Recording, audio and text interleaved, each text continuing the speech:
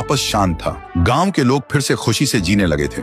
हर पूर्णिमा को लोग एक दिया जलाकर ठुन ठुन ठुन साहुर को याद करते थे। पर एक रात कुछ ऐसा हुआ जो फिर से सब कुछ बदल के रख दिया। लाशें फिर से मिलने लगी। हर 2 दिन बाद किसी न किसी के घर के सामने एक कटी हुई लाश पड़ी होती। गांव फिर से कांप उठा। एक दिन सब लोग महाराज के पास पहुंचते हैं और रो रो कर गांव की घटनाओं के बारे में बताते हैं। रात को महाराज 2 सेनापतियों से कहते हैं, जाओ और खोजो इस कांड के पीछे कौन है। लेकिन सुबह सिर्फ उनकी लाशें लौट कर आईं। एक का सिर था ही नहीं, दूसरे के पैर कट चुके थे।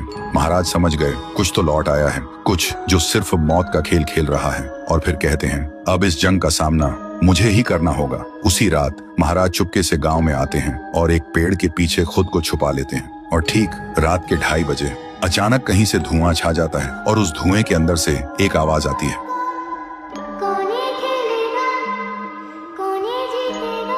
और फिर धुएं के बीच से निकलती है एक गुड़िया, गोल आंखें, एक बेजान सी मुस्कान, लेकिन चेहरा मौत का पैगाम।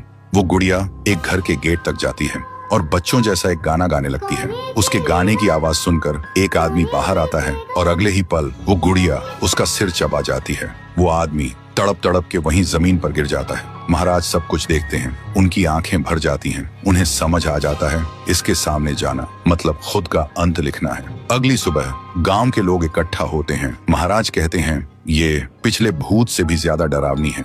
इसे सिर्फ वही हरा सकता है जो मौत को पहले ही हरा चुका है। और फिर एक पूर्णिमा की रात सब लोग दिया जलाकर पुकारते हैं, आप वापस आइए, आपके बिना ये गांव जिंदा तो है पर जीने जैसा नहीं। तभी एक आवाज गूंजती है और उसी देह की आग से एक जलता हुआ पेड़ बनने लगता है और उसी पेड़ में से ठुन ठुन ठुन साहुर निकलता है। तभी फिर से वही धुआं छा जाता है और उसके साथ ही एक आवाज।